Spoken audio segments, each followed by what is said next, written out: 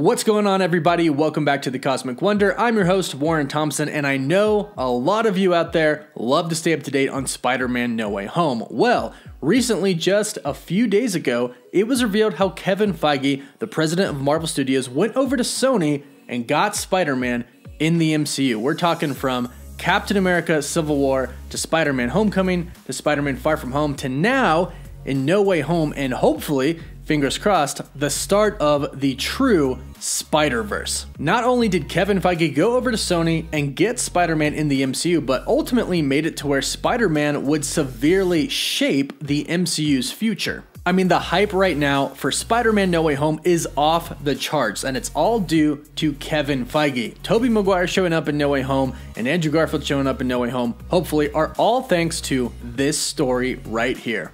And before we dive into the story, be sure to subscribe so you can stay up to date on the MCU and so you can enter our giveaway ending this month, giving away a Spider-Man figurine. This was provided by Sidekick Central. They're super awesome. Check them out on Instagram. All you got to do to enter is subscribe to my channel and Cosmic Culture. We'll link that down below. Now, this story is coming to us from a book that has just been released that is getting a lot of attention right now. That book is called The Story of Marvel Studios, The Making of the Marvel Cinematic Universe. And in this book, it tells the story about how Marvel Studios got Spider-Man in the Marvel Cinematic Universe. Because remember, at that point in time, Marvel Studios could not use Spider-Man in the MCU because they had zero rights. Plus, not to mention, Sony was making their own Spider-Man films at the time with Andrew Garfield. And they planned on making a Spider-Man 3 with Andrew Garfield still. However, we kind of have Kevin Feige to either thank or blame, depending on your views of the Amazing Spider-Man series, that we did not get that third film. Here's the story, according to this book, on how it all happened. So Sony had really big plans for the Amazing Spider-Man franchise with Andrew Garfield, and as a lot of people know, they were going to make a third one. However, this all changed the day Amy Pascal, a producer for Spider-Man, met with Kevin Feige. Sony wanted to do a lot with Spider-Man, however, the sequel, The Amazing Spider-Man 2, had just flopped. And they didn't really know what to do, and they were kind of in a panic, especially if you consider the fact that they had a lot of spin-off series in the Spider-Man universe happening. But at the same time, Kevin Feige and Marvel Studios are sitting over there crushing it with the MCU, like destroying the box offices, plus fans really love their movies. So after The Amazing Spider-Man 2, Sony decided that they want to do that. They want to be as big as the MCU. So Amy Pascal, a producer and chairperson over at Sony Motion Pictures Group, called over Kevin Feige. And here's the story, according to the book, on how everything went down. It says, with a good sense of how they would like to handle the character, Feige was ready for his lunch with Pascal. What he wasn't ready for was Pascal's reaction to his proposal. The meeting was in her office at Sony.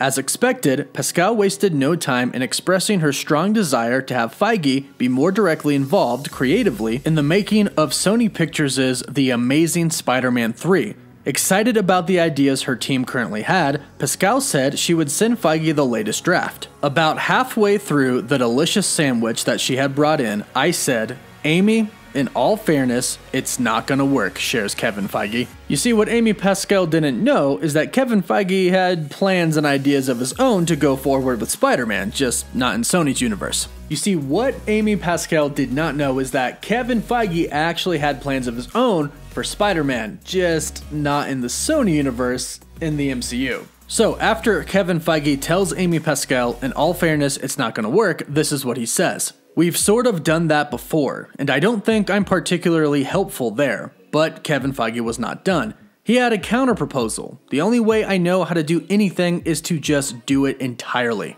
So why don't you let us do it?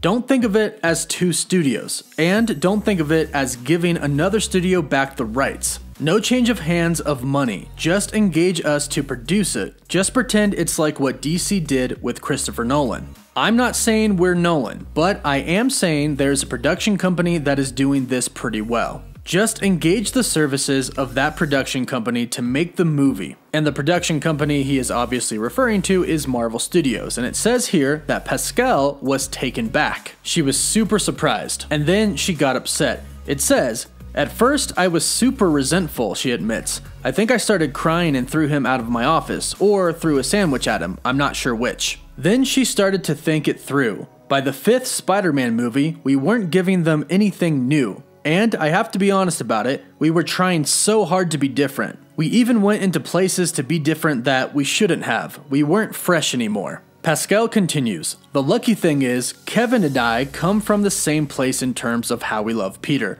I've been working with Kevin on Spider-Man movies since Sam Raimi's. He would come to the meetings, get everybody coffee, and he never said a word for years, which makes you love somebody because then when they do open their mouth, you realize that they've been thinking all the big thoughts and are really smart, but never had to hear themselves talk. Pascal called Feige back the next day after their lunch. The concept of a collaboration between Sony and Marvel Studios had not left her mind. After hearing his specific thoughts on what to do with Spider-Man in the MCU, she admits, the idea of putting him up against a world where everybody had everything and he had nothing was a whole new way of telling his story. I thought, gosh dang, that guy's smart. And yeah, he was, and he is really smart. He's the president of Marvel Studios, and I think everybody could probably agree that Spider-Man in the MCU is way better than anything that Sony could have produced on their own. Now from there, Marvel Studios would sort of softly bring Spider-Man into the MCU, introducing him in Captain America Civil War briefly,